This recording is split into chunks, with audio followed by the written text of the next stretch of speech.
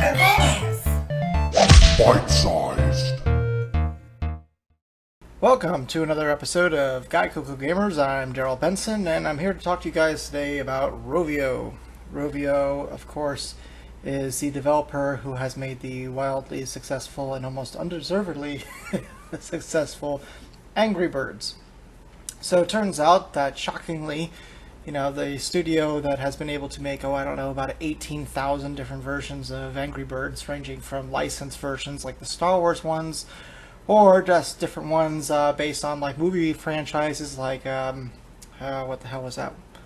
One stupid bird movie, whatever. Anyway, you get my drift. Basically, they're not doing so well. Shocking. Because, when you only have basically one game, and you're selling your games at $1 a piece or at free, it kind of makes you wonder, how could you possibly go wrong? Anyway, so unfortunately though, it turns out that upwards to 130 people might be losing their jobs because of this, as they try to simplify the company. I don't think a company that has one franchise and sells their games at $1 a piece needs to be more simple. If anything, you probably need to be more complex. Maybe a new IP would be in order. Just thinking outside the box, crazy me. They've had, some executive shuffles recently, and their profits were pushed down, what was it? Half. It was slashed to half.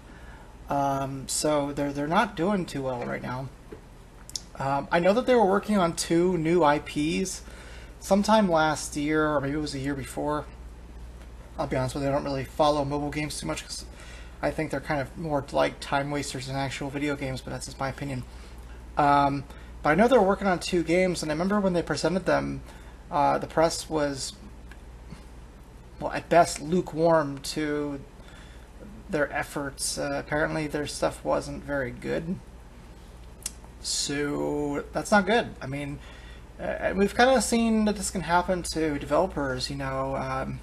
Minecraft is a one-off as well, except that one just doesn't seem to want to stop selling. Rovio kind of seems like the same type of developer. It just seems like it has lightning in a bottle and it doesn't want to let it go, and rightfully so. But it also kind of makes me shocked because it said that 130 people was 16% of their workforce. That's a lot of people if you think about it. They house a lot of employees for one game. I mean, hell, Minecraft doesn't even have that many people working on it, and it sells a lot more than that. You're talking at least, 1,000, 1,500 people employed just to make Angry Birds games. And it's not like they have to really remake the code every time. I mean, it's the same game with a different skin, so basically you're just employing a bunch of artists. And it's not like the art is overly complex in that game anyway. So yeah, I mean, I always hate it when people lose their jobs, and it's a very serious thing, and I do wish those guys the best of luck. But at the same time, unless you're completely oblivious to what's going on in the gaming industry, maybe being one of over 1,000 employees for a studio that makes one game on the mobile platforms, which are probably the most competitive platforms out there, and you're selling your stuff at $1 a piece, if not giving it away for free.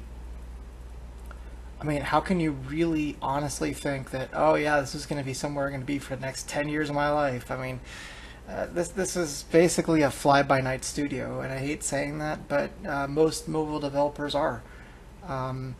It's very hard to get the attention of the public in a mobile scene because there's just so many people making stuff. And if you do get their attention, it's just a matter of time before it's replaced by something else. And considering Angry Birds isn't even an original game, I mean, the birds aspect, I guess, is an original game, but basically it's just a slightly different version of games that came out in the 70s and 80s on old PCs. So they didn't even create something that was original. So it doesn't really shock me that these guys are struggling to kind of keep afloat. because there's a lot more creative stuff coming out right now, at least from indie developers on PC, and I'm sure that's being bled to the mobile market as well. And at the very least, they have a lot of mobile games out there, so even if there's not anything more creative than Angry Birds, there's certainly more things out there trying to vie for your attention. And considering recently we've been seeing unofficial mobile versions of the Minecraft game out there on mobile devices, and considering that's a lot more popular right now than Angry Birds, it doesn't shock me that maybe Angry Birds is having a little trouble competing right now. So that sucks that they're losing money. Maybe that should teach you to develop on console or PC instead. Just a thought. And I don't mean $60 compilations, which no one's going to buy $60 worth of Angry Birds shit for a console. I mean, like, making a console game. You have the money. It's time to step up to big boy leagues. Come on, get out of the phone world. Anyway, so, you know, if you really like Rovio, go ahead and give them $1 or $2 and purchase some of their stuff. But, I mean, unfortunately, the Angry Birds franchise is a little been there, done that. And they can make as many movie franchises and cartoon franchise tie-ins as they want, but at the same time, you know, it's the same game that you've already played, and it's kind of lost its magic. I mean, I'll be honest with you, I really liked it at first too, and by the time they got to the Reno, that's it, the Reno and the Star Wars stuff. I mean, honestly, I just didn't have fun with it anymore. It was. There's a point of no return when we start beating the dead horse, you know what I mean?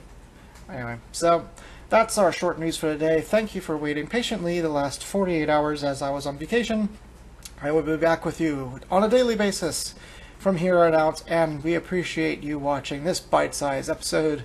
You shall see us tomorrow. And once again, please go ahead, rate, comment, and subscribe. We really appreciate every single subscription, every single comment, and every single down like. We love you all. So we'll see you next time. Goodbye.